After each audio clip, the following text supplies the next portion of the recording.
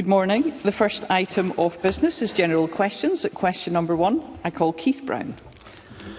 To ask the Scottish Government, in light of the reported decision by Forth Valley College to retain its Alloa Campus for 26-27, what engagement it will have with the College and the Scottish Funding Council to ensure the long-term future of further education provision in Clackmannanshire.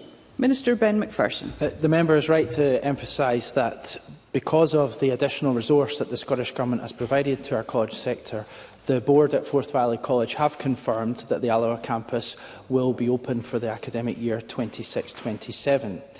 Also in January, using the Scottish Government's convening power, working with the college principal and the wider college, we were able to bring together senior representatives from both the public and private sectors to consider and explore together how the college can strengthen its engagement with industry and make sure that the potential of the Alloa campus is fully realised. That was a very constructive discussion, and it highlighted the strong commitment across the region to creating a skills system that is responsive and resilient. The group expects to meet again in the summer to review progress and consider next steps, and this is a positive way forward for the potential of Alloa campus. Keith Brown. Can I thank the Minister for his answer? And I very much welcome the Scottish Government's support in this matter, especially the budget support, notwithstanding the fact there was no budget proposals for increased college funding from either the Conservative or Labour Party.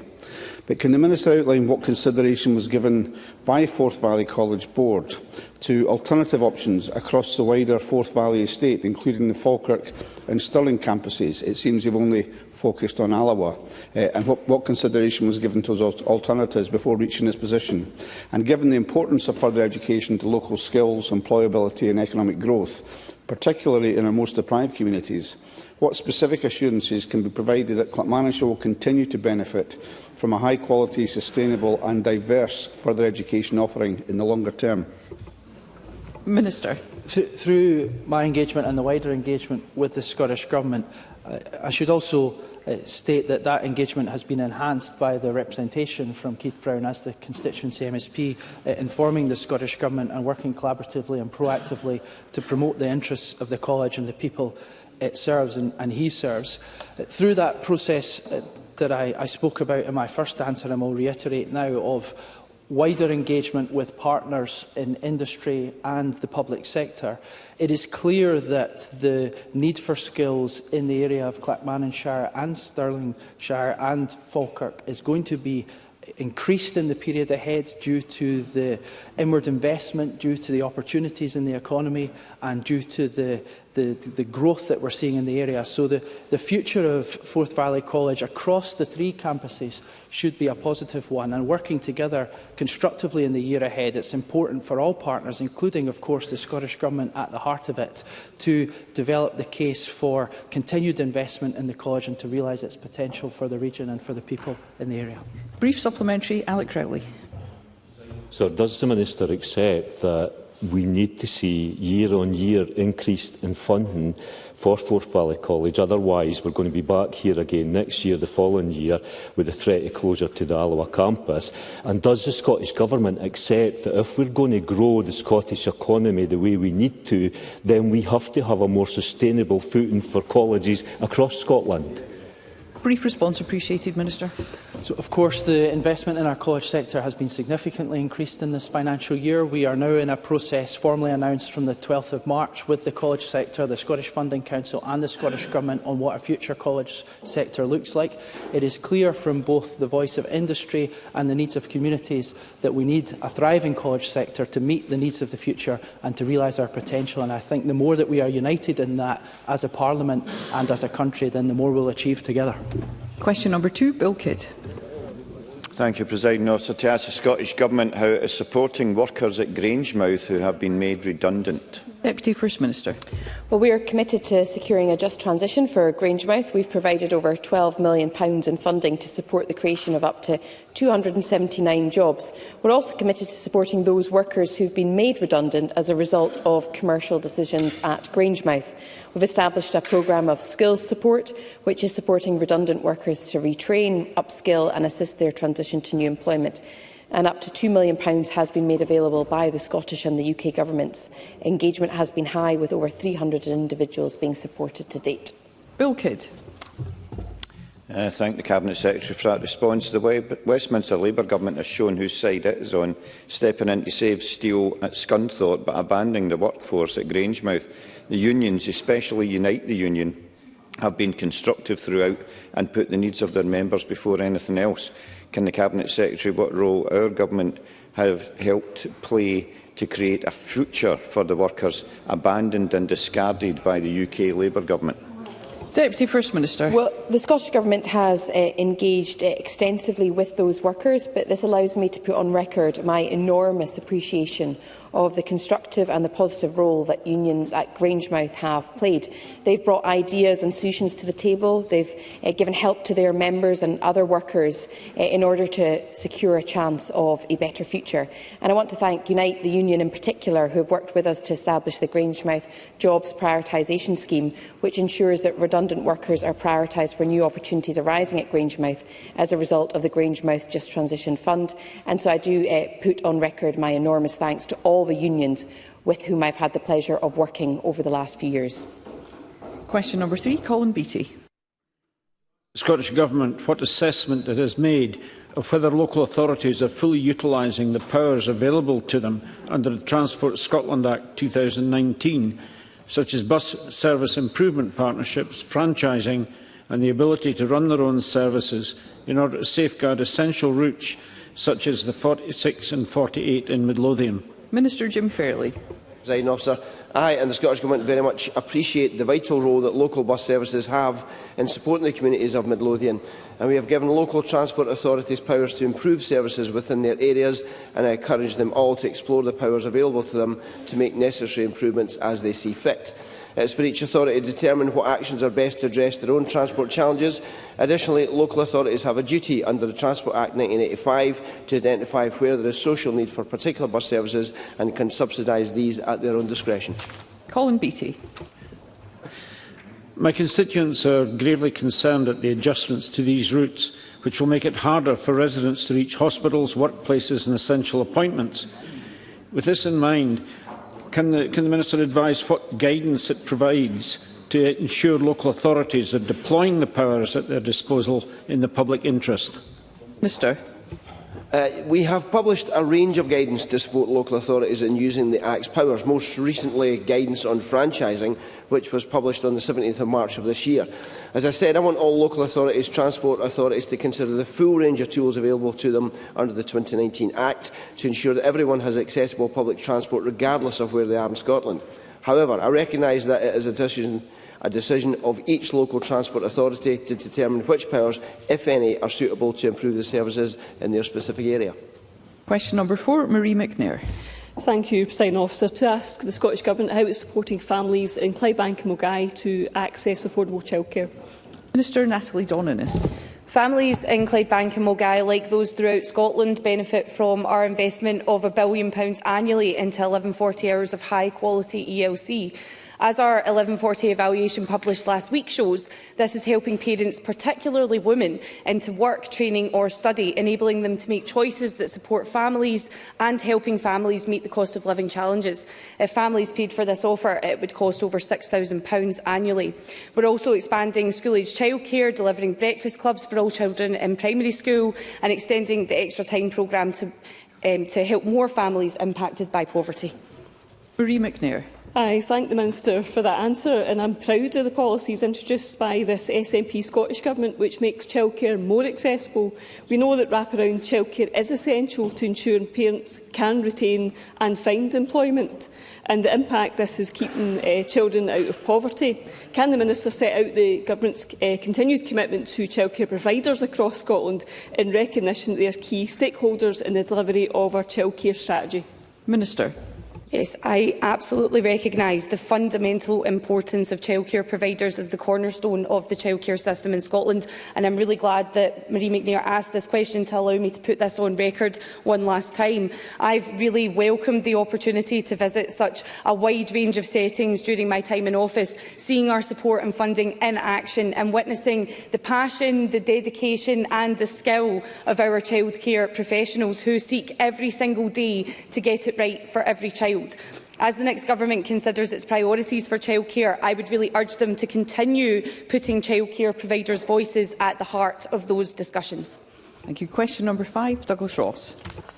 Thank you, Presiding Officer. To ask the Scottish Government what its response is to comments by the Scottish Information Commissioner, who stated in relation to the Government's handling of information concerning the salmon files, and I quote, "I can no longer trust the Government to handle this information unsupervised and will explore more intrusive options to ensure compliance."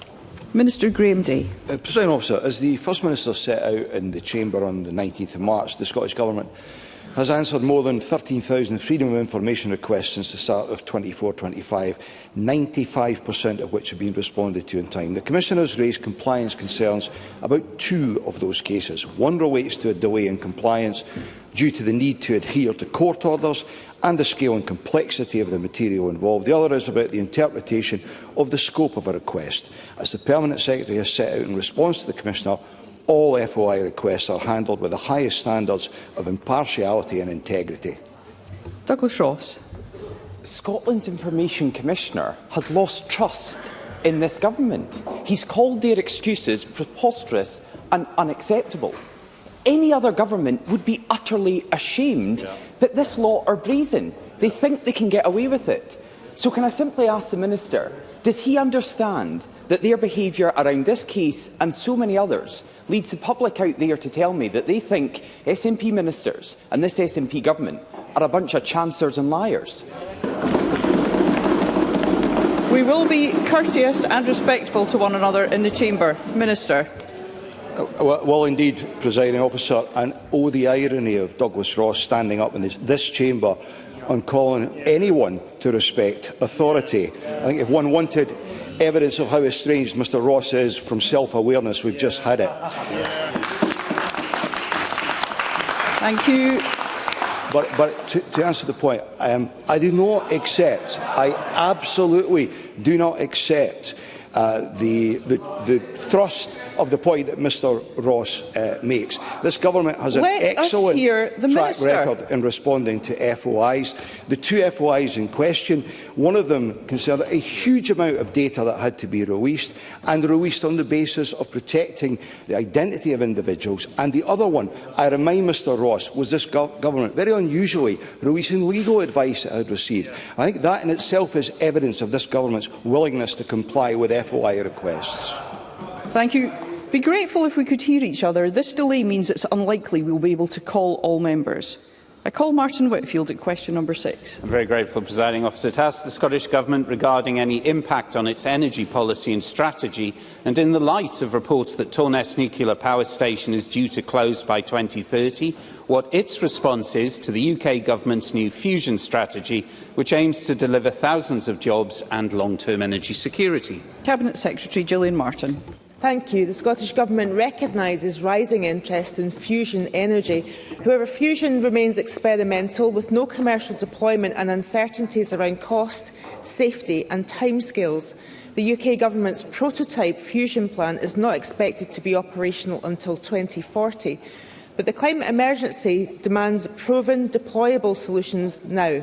That's why we're focused on Scotland's world-leading renewable energy potential, which is already delivering thousands of jobs, significant investment and greater energy security now, and remains the clearest route to net zero.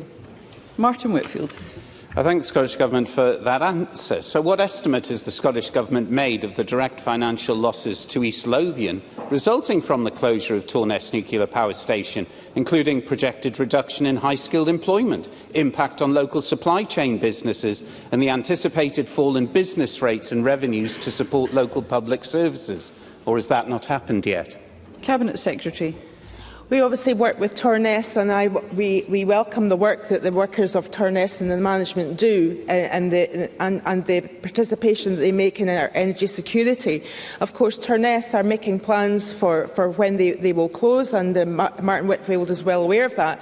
But nuclear fusion is far away from deployment, and electricity security of supply, including issues such as grid stability, inertia, frequently control, will not be helped by something that is in the future of 2040. And indeed, it's not something that can be lifted and put into Torness and other fission sites. And I think Martin Whitfield is aware of that. Brief supplementary, Liam Kerr. Presiding Officer, what does the Cabinet Secretary understand to be the estimated average build cost of a small modular reactor? Cabinet Secretary. Well, obviously, I don't have that information in front of us because we do not plan to build small nuclear reactors, which are unproven technology that have not actually been deployed at all. Again, this is unproven technology which has not been deployed yet, and of course we have a policy against new nuclear fusion. Question number 7, Alexander Stewart. Thank you, Presiding Officer. To ask the Scottish Government what its commitment is to a sustainable funding package for Forth Valley College to ensure its long-term future. Minister Ben McPherson. I know that the member is generous in spirit and will therefore want to thank and warmly welcome that this SNP Scottish Government's 26-27 budget includes a 10% uplift for our colleges, reinforcing this Government's ongoing commitment to the college sector and our people across the country and the economy too. As part of the annual allocation process, the Scottish Funding Council will publish indicative university and college allocations for the financial year 26-27 in the coming days, and the Scottish Government's increased support for our colleges will be reflected in those announcements. Alexander Stewart. I thank the Minister for that response. It is vital that the public is aware of the full picture, as unless the Scottish Government can come forward with concrete reassurances as to the long-term future for the Alloa Campus, for its students and employees, they then will be right back to square one. So can the Minister give that assurance of the long-term financial package that's required? Minister. Well, as I said, whether it's Alloa Campus and Forth Valley College or all across the country, this Government's stepping up of support for our college sector is making all the difference for learners and institutions. I spoke earlier in this question session about the difference that's been made for Alloa Campus, that it will stay open for this year, and that we are in a very positive and constructive dialogue with the sector as a whole and with Forth Valley College about the future of Alloa. There is huge potential in terms of the economic opportunity, the need for more skills in the area, and the impact that that makes in the community, that the Alloa Campus can have a bright future, and this Government will keep working proactively to support all of our college sector and Forth Valley College and the people of Alloa. Thank you. Question number 8, Ash Regan. To ask the Scottish Government, in light of the Scottish Police Authority's recent quarterly policing performance report showing that sexual crimes have continued to increase, with recorded rape at the highest level since comparative records began, and with domestic abuse also continuing to rise, what its response is to concerns that Equally Safe strategy is failing women and girls, including what urgent, measurable action it will take to reverse these trends. Minister Colcab-Stewart.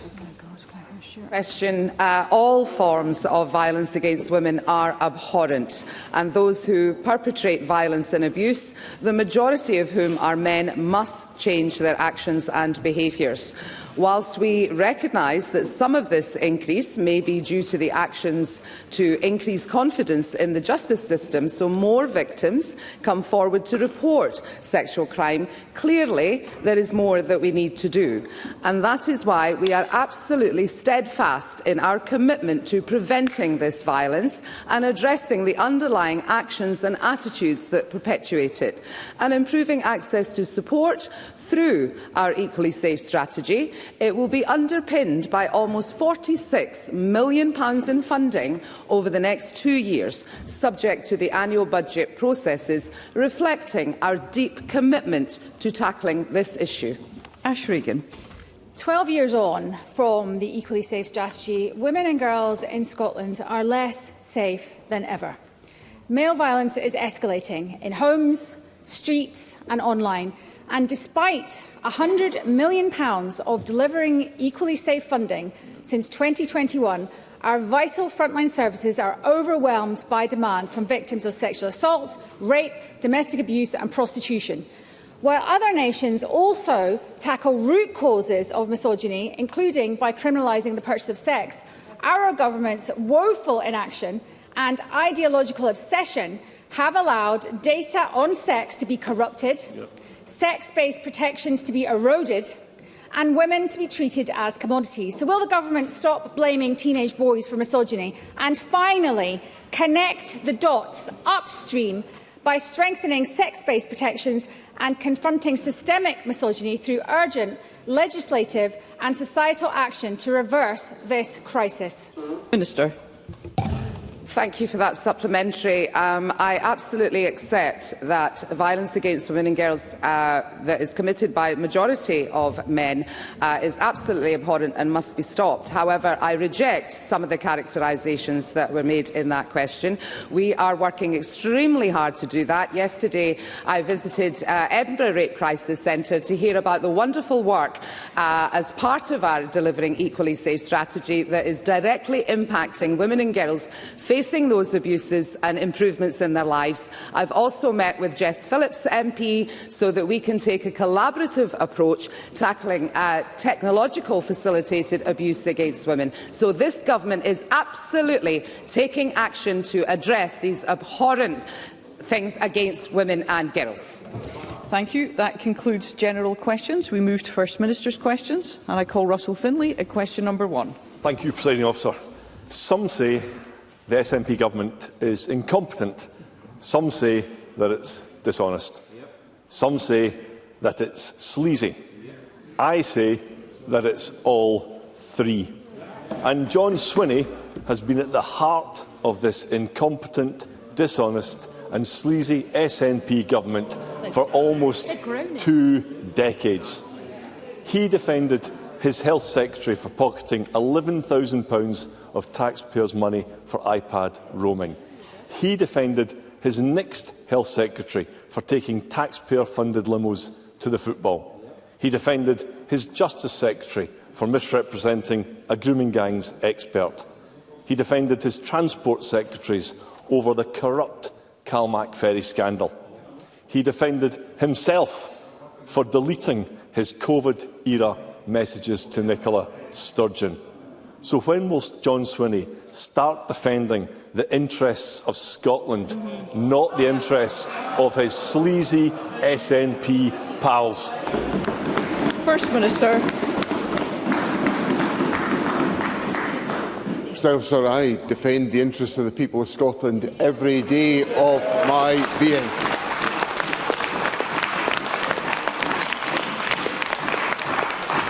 And having listened to Russell Finlay's poorest hits over the course of the last minute or so, I'm left wondering, why are the Conservatives going to get decimated at the forthcoming election?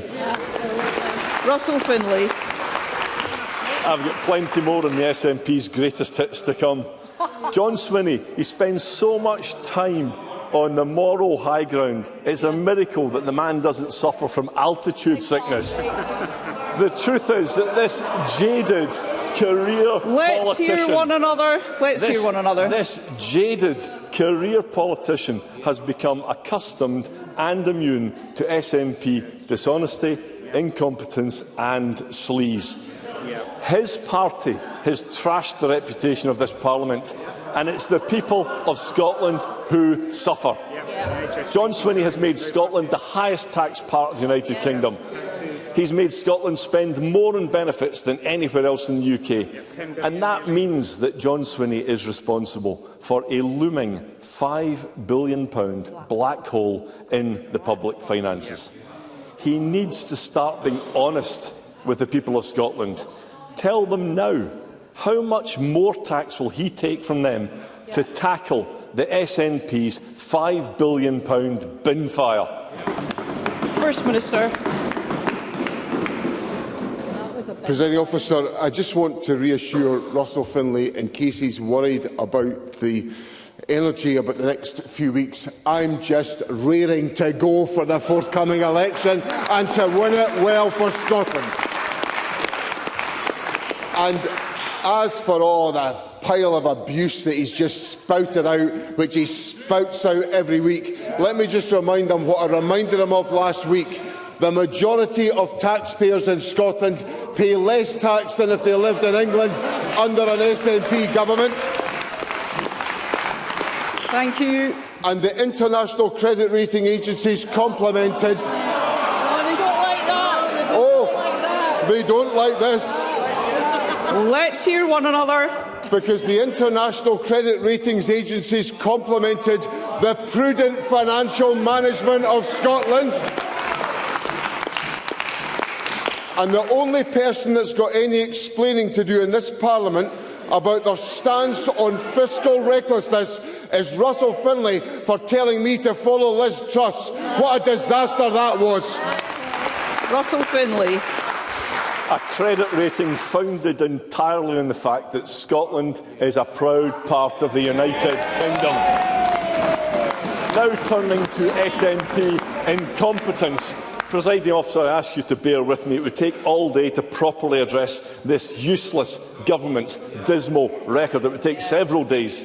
But here's a few. Classroom violence, up. Teacher numbers, down. Police stations, closed. Police officer numbers, down. Violent crime, up. Domestic violence, up. New houses, unbuilt. Major roads, unbuilt.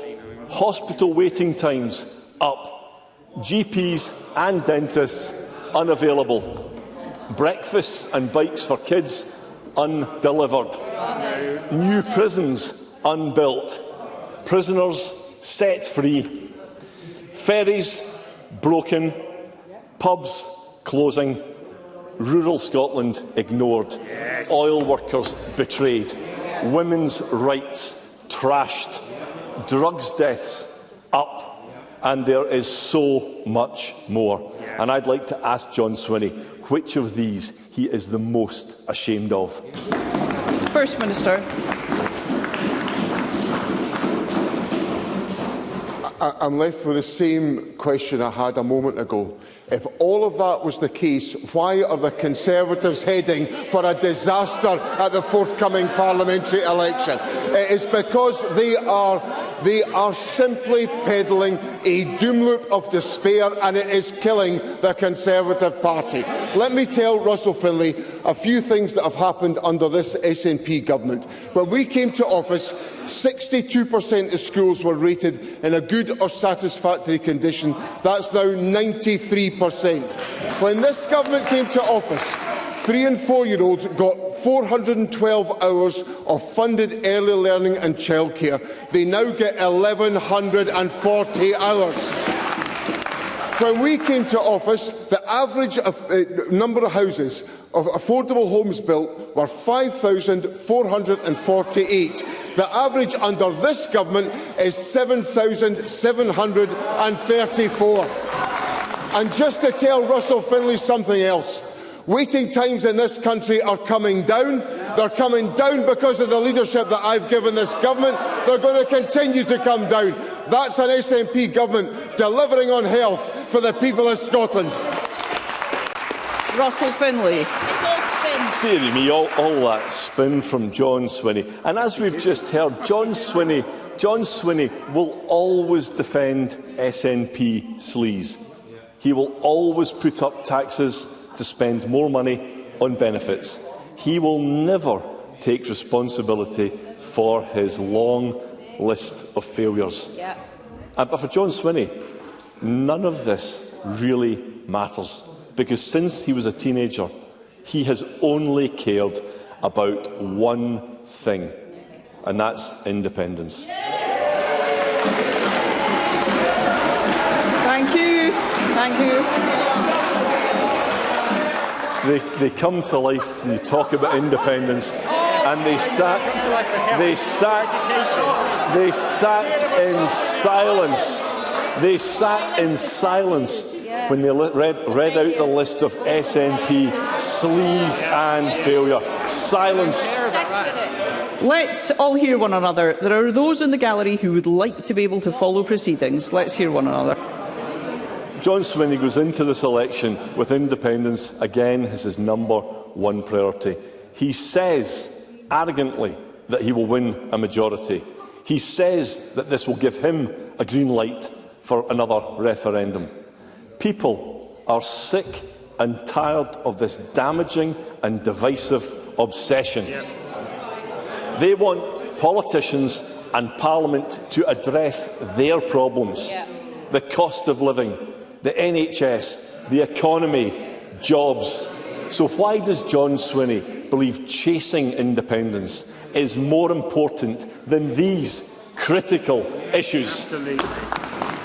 First Minister. So this government is focused on the priorities of the people and on delivering improvements in the lives of the people of Scotland. And that's what's driven my public service for the last 29 years as a Member of Parliament. It's driven every moment of my privilege to serve the people of Scotland as a Minister and now as First Minister. And in that time, since 2007, under the SNP, wealth per head in Scotland has grown by 10.1% compared to 7.8% in the UK. We now have waiting times falling in this country. On the cost of living, we've abolished peak rail fares and we've frozen rail fares for next year. That is an SNP government delivering within our powers on the priorities that concern the people, on the NHS and on the cost of living. But people in Scotland are finding times hard because of the damaging decisions made in the United Kingdom. Whether it was austerity ushered in by the Conservatives, or whether it was Brexit forced upon us against our will by the Conservatives, all of these have damaged the quality of life of people in Scotland. And what I say to the people of Scotland is that we have an opportunity on the 7th of May to have a fresh start with independence, and I intend to deliver it. Question number 2. Anna Sarwar. Thank you, Presiding Officer. This Parliament is supposed to be about the lived experiences of Scots. And 5 years ago, Scots elected a Scottish Government on a clear promise to make this a COVID recovery Parliament. And let's not forget that John Swinney himself was the COVID recovery secretary. But we didn't get recovery, did we? Instead, the SNP government lost his way and took Scotland backwards. On almost every measure, things are now worse than they were 5 years ago. Waiting times, worse. Homelessness numbers, worse. Crime is up and police officer numbers down, and educational attainment poorer.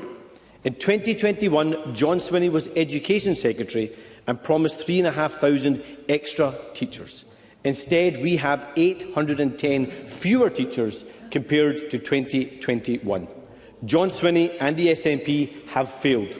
So after 20 years, more of the same won't cut it, will it? First Minister. Sir, in the course of the term in office of this government, we have taken steps to improve the lives of people in Scotland, whether that's about delivering a stronger economy, which has been delivered against the tides of austerity and the inflation surge in 2022.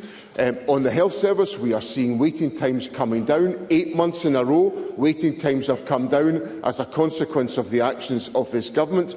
In education, we have rising levels of attainment in our schools and a narrowing of the poverty-related attainment gap. So that is an SNP government delivering on the priorities of the people of Scotland, determined to serve the people of Scotland and determined to improve the lives of the people of Scotland. Anna Sarwar. I just read out the facts and the record of failure. And let's not forget that John Swinney was the Education Secretary who marked down working-class kids during the pandemic. And when he did that, he told teachers he didn't trust their judgment, and he told young people he didn't believe in their ability. But it's not just in the classrooms he is failing our young people. The number of homeless children in 2021 was 7,500. Today, that figure stands at over 10,000. 10,000 children without a home to call their own on the SNP's watch. And there are starker and more serious failures too. The number of Scots sleeping rough on our streets has increased since 2021 by 66%. And almost 5,000 of our fellow Scots have lost their lives to a drugs death crisis that they said was a national emergency. All those 5,000 deaths since 2021. So will John Swinney be honest and accept that this is not a record of success, but a record of failure that he should be apologising for? First Minister. President Officer, Government has to wrestle with a whole number of different challenges, and in the period since 2021, we have had to wrestle with the significant levels of inflation that have taken place as a consequence of the invasion of Ukraine and all that flowed from that. But despite that, this Government is building more houses per head of population than any other part of the United Kingdom to provide the action on homelessness. The Government has taken the action to invest over £120 million in the last 2 years on making sure that void accommodation is put back into use so that thousands of families can get back into housing accommodation as a consequence of our actions. So that is a Government acting to address the issues that are faced by people in Scotland and making sure that we deliver the better opportunities and the better prospects for the people of our country. Anna Sarwar. I think what Scots will hear from that is that John Swinney thinks 10,000 homeless children is a measure of success of this Government rather than a measure of failure. I started my public service as an NHS dentist, and fixing our NHS is personal to me. The SNP promised an NHS recovery but failed. At the election in 2021, 549,000 Scots were on an NHS waiting list. That figure is now 786,000. In 2021, around 1,200 Scots were waiting over 2 years for treatment. Today, that figure is shamefully almost 6,400. The SNP has had 20 years in power, and if they knew how to fix the problems in our NHS, our schools and more, they would have done it by now. And that's why Scotland needs change and a new Government that will fix the SNP's mess, get the basics right and build a better future for our country, Scotland. 5 years ago, the SNP promised recovery and failed. So isn't it the case that the next 5 years must be about Scotland recovering from John Swinney and the failing SNP? First Minister. President, one of the things that Anna Sarwar failed to mention in his commentary about the National Health Service is that since 2021 we've had a COVID pandemic. And the COVID pandemic has created significant disruption to our National Health Service. And what is the Government doing about that? Well, what the Government is doing about that is the Government is making sure that waits of over a year have decreased for 8 consecutive months across new outpatient and inpatient day cases. New outpatient waits of more than a year have more than halved. In 80% of disciplines in the National Health Service, there is no waiting times beyond 52 weeks whatsoever. And that's the Government taking the action to improve the circumstances within the National Health Service. Now, Anna Sarwar talked about the change of a potential change of government. And people in Scotland need to be really wary about all of this, because Anna Sarwar stood here a couple of years ago and argued for a change of government in the United Kingdom. And we got a change of government, and what did we get? We got the increase in employers' national insurance contributions that is damaging the economy. We got the actions that have been taken to remove winter fuel payments by the UK Government. We've had failure after failure from the UK Government, and now Anna Sarwar turns round and says that everybody was foolish to vote for that man Keir Starmer that he argued that we should all vote for. I think what that tells us is that Mr Sarwar is a man of poor judgment that the people of Scotland should not listen to and will not listen to on the 7th of May. Question number 3. Ross Greer. Thank you, Presiding Officer. Free bus travel for young people is the Scottish Greens' proudest achievement of the last 5 years. It's a simple idea, but one that has transformed the lives of young people across the country and saved families a fortune. It's opened up opportunities to take up college courses or job opportunities in neighbouring towns without having to worry about whether or not they can afford to get there. It means families can take the bus for a day out without it costing them a fortune. And on top of that, it means that climate-friendly public transport is the first choice for an entire generation because of a scheme secured by Green MSPs. Between young people, older people and disabled people, almost half of all Scots can now use the bus for free. And the Scottish Greens want to go further. We believe Scotland can be like Malta and Luxembourg and offer free bus travel to everyone. Does the First Minister agree? And if not, what's his alternative to help people save money on their transport costs? First Minister. Well, there's a range. All these steps are very welcome, but the government's also put in place a £2 bus fare cap, which is being taken forward in the Highlands and the Islands to determine how that can operate. We've also abolished peak rail fares so that people don't have to pay peak rail fares, and we've also frozen rail fares so that more people can use public transport. These are some of the measures the Scottish Government is taking to make sure that people are able to access public transport and have much greater choice about doing so. Ross Greer. I'm glad that the First Minister has raised the £2 bus fare cap across the Highlands and Islands and the scrapping of peak rail fares. Those were also both policies proposed by Green MSPs in budget negotiations. We are proud to have provided the ideas that have saved families a fortune and that are helping to tackle the climate crisis. On top of that, we established Scotland's first nature restoration fund. We brought in the emergency rent freeze. We wiped out school meal debts for thousands of struggling families. Green MSPs have delivered changes that have saved families a fortune and protected our planet. And we know the solutions to the climate crisis and the cost of living crisis are one and the same. And yes, we were proud to work with the First Minister and the SNP to deliver these changes because Greens believe in cooperating to take Scotland forward. But these ideas were all put on the table by Green MSPs in the first place. We brought forward bold progressive ideas and we worked to deliver them. So can I ask the First Minister, what's his favourite of the changes that the Greens have delivered in this Parliament? First Minister. Well, I'm very pleased that the government that I lead is able to afford a balanced budget which puts the money in place to deliver on our policy priorities. As a consequence, I'm very proud of the fact that because of the steps taken by this government, child poverty is falling in Scotland, is 9% below the levels in the rest of the United Kingdom, and that's because of the leadership of an SNP government. Thank you. Question number 4, Joe Fitzpatrick.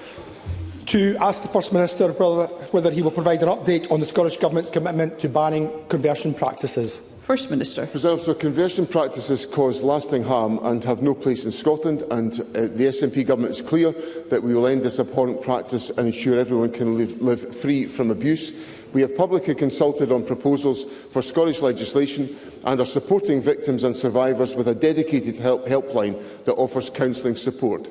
We continue to engage with the UK Government to explore UK-wide legislation. However, I am clear that if the UK Government are unable to bring forward a fully inclusive ban, we will publish our own bill in year 1 of the next parliamentary session, should the people of Scotland re-elect my government. Joe Fitzpatrick. I thank the First Minister for his response. Conversion practices are abhorrent. Scotland has made great strides towards equality under the SNP, but this remains a stain on our country. Conversion practices should be banned as quickly as possible. Presiding Officer, I am very grateful for my final contribution in our national parliament after representing the people of Dundee for 19 years to be on this matter, which is very important to me and to the entire LGBTQ+ community. I am confident that the First Minister shares my views, but I would be very grateful for his absolute commitment that if returned to government, banning conversion practices will form part of his first programme for government. First Minister. President Officer, I am happy to make that confirmation, that commitment to Joe Fitzpatrick, and to make it clear that the Government is absolutely committed to equality and to advancing the rights of the LGBTQI plus community and to ending harmful and abusive conversion practices in Scotland. Given this is the last contribution by Mr Fitzpatrick to Parliament after his 19 years of service, it is appropriate it is on this topic where he has given impressive leadership in advancing the rights of individuals in our society and being a champion of equality. And I pay warm tribute to my friend and colleague Joseph Fitzpatrick as he stands down from Parliament today. Thank you. And at question number 5, I call Pam Gossel.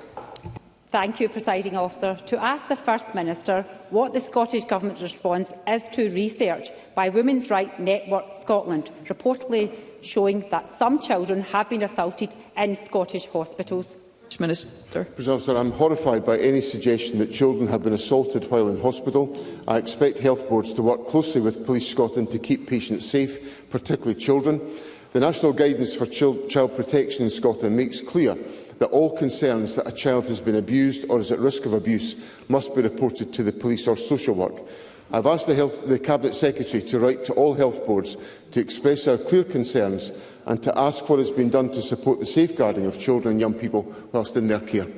I thank the First Minister for that response. Hospitals should be a safe space for everyone. But new findings from Women's Rights Network Scotland reveal a grim reality. Patients, including children, have been sexually assaulted in Scottish hospitals. This is utterly unacceptable. We know that this is just the tip of the iceberg, with most cases not being reported and victims left to suffer in silence under the SNP. Yep. Can the First Minister confirm whether his government will finally mandate consistent and transparent recording of sexual offences in NHS facilities and publish annual figures so there can be real accountability? First Minister. President, sir, any form of abuse of this nature is completely abhorrent, and I expect health boards to work closely with Police Scotland and to uphold their legal duties as employers in keeping staff, patients and visitors safe.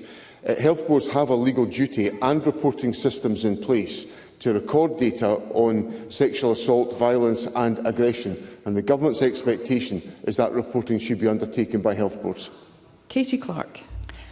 A 13-year-old girl was sexually assaulted at Crosshouse Hospital, and a 13-year-old and 15-year-old girl was assaulted at Stophill. Given the level of sexual assaults in hospitals was raised in this chamber and in the media last year, what work has the Scottish Government done to investigate the full scale of this issue? And would he agree with me that openness about the risks is essential to ensuring that we have robust safeguarding? First Minister. Yes, I agree with that point, and the Government published a sexual harassment guide in August to supplement both the bullying and harassment and gender-based violence policies that we have in place. Now, this guide aims to support those active in operating the leadership of our hospitals to ensure that these issues are properly and fully addressed and that any issues are reported accordingly to police, as is the obligation to do so.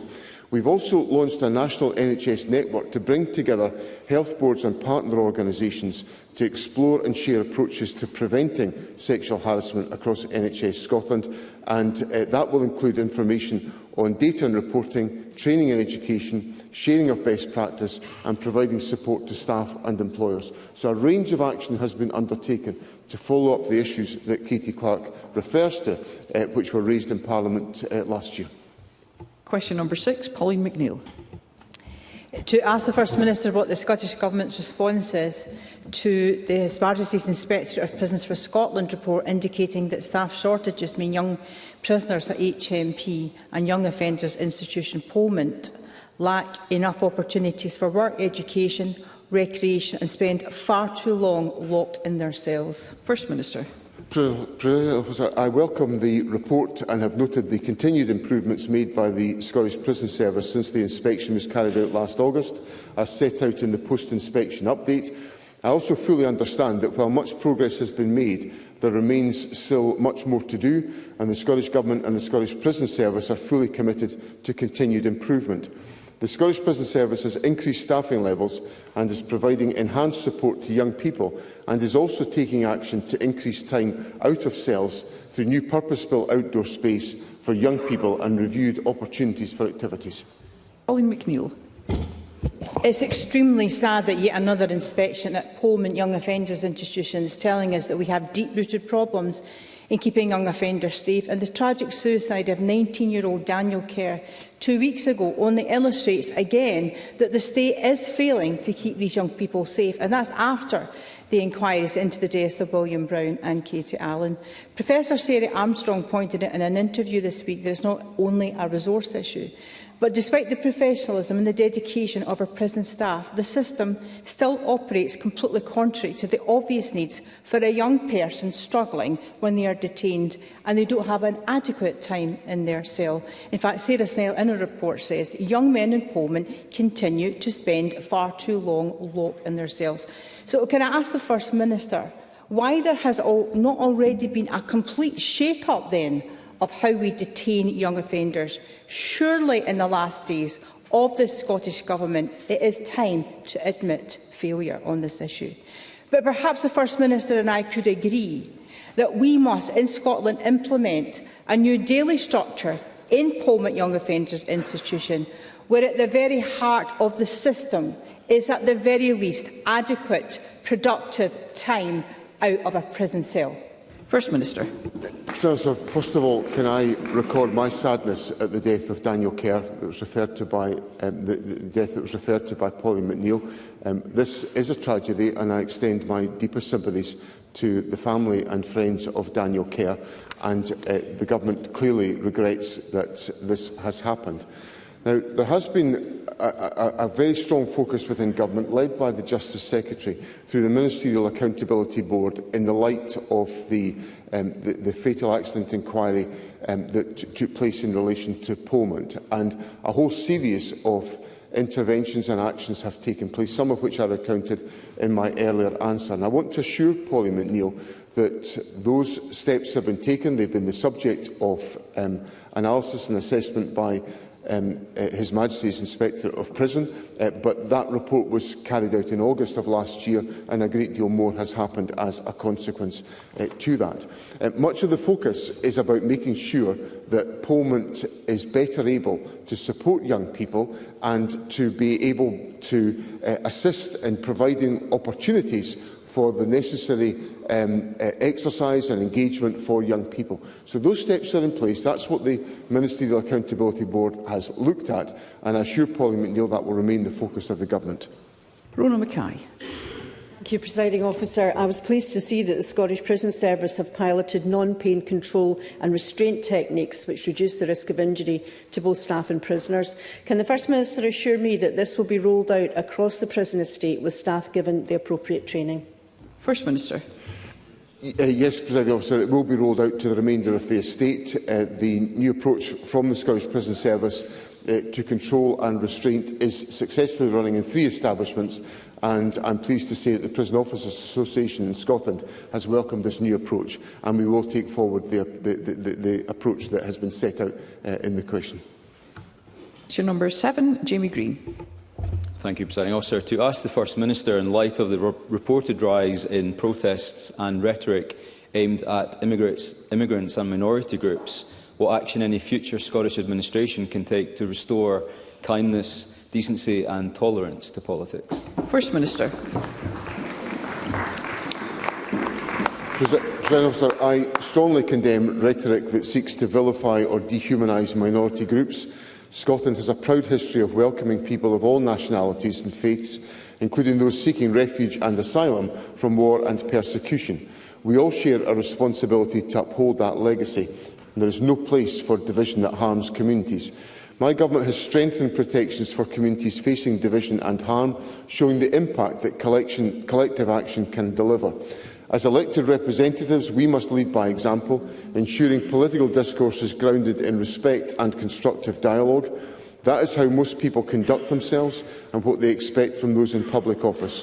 We all have a duty to uphold human rights and challenge discrimination in all of its forms. Jamie Green. Can I associate myself with those words? And I can also say, in what's potentially my last question, can I wish all members across the chamber the very best in their future. But, Presiding Officer, the reality is we've seen in recent times a rise in anti-Semitic abuse and in far-right protests. And there are people who aspire to become MSPs in this place who are spouting Islamophobic bile on social media and cracking jokes at the expense of gay people. Look, when I joined this place a decade ago, there was genuine desire to find some common ground on some difficult societal issues, on gypsy travellers, on migrants and refugees and transgender people, our friends, our neighbours, our fellow Scots. And 10 years on, I am utterly saddened to hear politicians which uses language which reduces people to adjectives such as dangerous, unwanted and unwelcome. So can I pose a challenge, not just to the First Minister, but to the leader of all political parties who hope to return members to this place, that they will commit their parties in the next parliamentary term to use their privilege of platform wisely, to debate with decency, and remember that the language used in here affects people out there. Because I hope we can do politics better, Presiding Officer, and I hope we can all agree that hatred will never, ever have a place in this Parliament, now or ever. First Minister.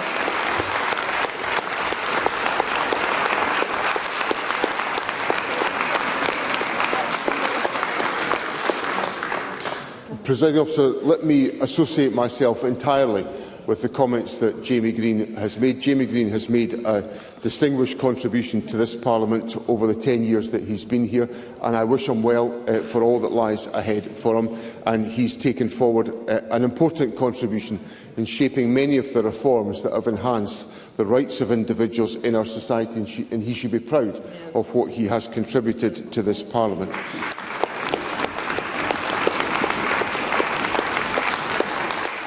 And I associate myself entirely with the substance of his question and the appeal that he makes, and I commit myself to exercising leadership. That is the way I exercise leadership, of respect to other people in our society and to respect the rights of every single person in our society.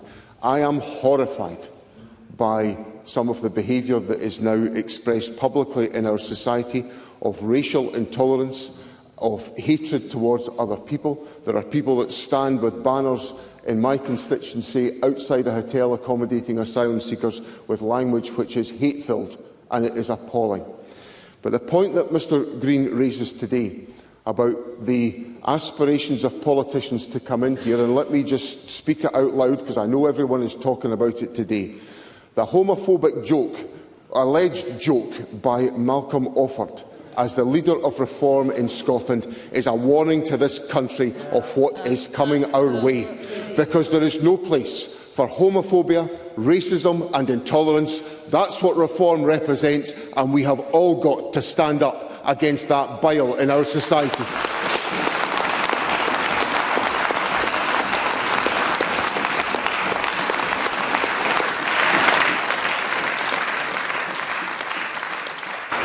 Thank you. Move to constituency general supplementaries. I call Sharon Dowie. Thank you, Presiding Officer. First Minister, Air Diving Club has been in existence since 1964 and is one of only 4 diving facilities in the whole of Scotland, and the only one on the West Coast, with the other 3 being in the East Coast. The diving facility risks closure as it needs a substantial amount of money to repair mechanical and structural issues to address safety concerns and ensure environmental sustainability. This is money that the Council simply does not have. If the diving facility can no longer operate, the nearest facility from Ayr is 85 miles away in Edinburgh. So can I ask the First Minister, what can the Scottish Government do to support this diving facility and ensure divers on the West Coast have equitable access to diving facilities as those in the East? First Minister. I recognise, Presiding Officer, the importance of this facility to people in the west and the south west of Scotland at the Citadel Leisure Centre. Obviously, it's a matter, as Sharon Dowie makes quite clear, is a matter for South Ayrshire Council. The Government obviously is encouraging, through the investments we are making in the budget, in providing support for greater access to swimming lessons within our facilities around the country. This is a particularly specialist area. I'll ask officials to explore what opportunities there are for cooperation, but fundamentally it remains a matter for South Ayrshire Council. Bob Doris. Presiding Officer, for the past 5 years I have been working with clinicians and impacted families who have campaigned to get Scotland's NHS to add spinal muscular atrophy to a range of conditions newborn babies are screened for as part of the heel prick testing programme. Indeed, I've raised it directly with the First Minister in this place. This week, Scotland became the first part of the UK to introduce this test right across the country. This will be life-changing for those born with this rare condition. Will the First Minister join me in congratulating the clinicians and families, including my constituents, the Pearsons and their toddler Gracie, for the successful campaign, and would the First Minister perhaps consider further enhancing newborn baby screening programmes in the next Parliament? First Minister. President, I'm delighted to welcome the developments that have taken place. This has come about as a result of a tenacious campaign by the Pearson family and their daughter Gracie, supported by Bob Doris, who has been an enthusiastic champion of this objective. The screening programme is an essential part of the health and the well-being of children. The Government will, of course, explore and examine what opportunities there are to enhance that screening programme, and we will take that forward should we have the privilege of being returned to office after the election in May. Rhoda Grant. Thank you, Presiding Officer, but it feels a little like Groundhog Day. South Uist and Barra are facing yet another chaotic holiday period. South Uist is facing an 85% cut in their ferry service during the Easter period. And this is a community the First Minister knows has suffered from cuts for years, causing businesses to struggle. The community were instrumental in getting the Scottish Government to provide compensation. However, what they really want is to run their businesses successfully, and to do that they need a reliable ferry service. Can I ask the First Minister to intervene and ensure these islands don't suffer another dismal holiday period? First Minister. Every effort is made to make sure that the CalMat network can meet the needs of all island communities, and there will be local dialogue about the delivery of individual services. There are, of course, new vessels joining the fleet. The Isle of Islay is just about to enter service, which will assist in improving the capacity. There are obviously refits going on for vessels that are going through their annual maintenance contract, but there will be active dialogue to make sure that ferry communities have the services and the support that they require. Paul McLennan. Thank you, Presiding Officer. New data shows banks have withdrawn mortgage offers across the board, leaving first-time buyers in the lurch as rates spiral out of control. Whilst the Westminster Labour Government sits on its hands as mortgage rates spiral in broken Brexit Britain, the SNP will support renters and first-time buyers with up to £10,000 to help them get on the property ladder. People want to get on in their life, and the SNP will help them every step of the way. Can the First Minister outline what steps the Scottish Government is taking to support renters and those hoping to buy their first home? First Minister. So the Government has, of course, brought forward a number of steps to support those who are renting through the legislation that we've brought in as part of the Housing Act, but we're also setting out proposals to provide up to £10,000 towards a deposit to give people the help they need to buy their first home. I've heard from so many young people who feel unable to get those resources together for a deposit, but what they can rely on is a re-elected SNP Government to deliver exactly that for them. Tim Eagle. Thank you, Presiding Officer. Just to remind members of my register of interest as a small farmer, it's not one of those moments of anger, but disappointment. It's disappointing that this rural support plan was left until the last days of Parliament to be released, avoiding the scrutiny that it deserves. 70% of this document is about things we already know, and there is next to no detail on the future support schemes. The few figures that are in this show year-on-year real terms cuts, which amount to nearly £250 million in lost funding. So can the First Minister explain, not to me, but my constituents and everybody in the agro-community out there, why, if the SNP Government are so proud of this uninspiring plan, why they released it too late to be scrutinised by this Parliament? First Minister. I'll tell Mr Eagle what is uninspiring. What is uninspiring is the implications of Brexit that his government forced upon the people of this country. And agricultural support has been undermined by the actions of the Conservative government in negotiating the Brexit that they put in place. Let's hear one another. So it's all very well for Mr. Eagle to take issue with me on this question, but the real guilty parties on Brexit and the implications for agriculture are the Conservative Party and all of their activities, and they'll be found out for it on the 7th of May. Paul Sweeney. Thank you, Presiding Officer. Will the First Minister intervene urgently to stop Glasgow City Council's arm's-length landlord City Property issuing a notice to quit tomorrow on 7 independent charitable arts organisations at the publicly funded Trongate 103 Cultural Centre, forcing them out with £700,000 a year extra costs that are 4 times previous rent and 10 times service charges, while completely ignoring the independent sustainability study that the Council itself commissioned, especially amid the wider crisis now engulfing Glasgow's entire cultural ecosystem with the indefinite closure of the CCA, the Lighthouse, the Arches and the People's Palace. City property is out of control. Will the First Minister intervene and get a grip of them? First Minister. Well, I've every sympathy with the issue that Mr Sweeney raises, but these are properly a matter for Glasgow City Council and their arm's-length organisations to determine. And Parliament wrestles often with where decision-making should be taken forward. And these are decisions that are properly matters for Glasgow City Council to take forward. Now, what I would point out is that the Scottish Government has put in place financial support in recent days to make sure the completion of the Citizens Theatre refurbishment can be carried out and delivered for the people of Glasgow. £3.5 million of extra funding delivered by the Scottish Government right into the heart of Glasgow, in addition to the other investments that we're making in the city to strengthen its cultural identity. And the Government will continue to do that where it has the power and responsibility to do so. Annabel Ewing. Thank you, Presiding Officer. A new medical centre for Lochgelly is a shovel-ready project, but its delivery has been combined at the 11th hour and, to everyone's surprise, with an entirely separate capital project, which, whilst welcome, is not yet out of the starting blocks. Can I ask the First Minister, therefore, if a phased approach can be considered so that Lochgelly can go first and a long-standing government commitment to the people of Lochgelly can be met? First Minister. President, I'll certainly give consideration to the question of a phased approach to determine if that is practical. I understand there are different stages at which the different proposals are at, so we can certainly consider the issue that Annabel Ewing puts forward.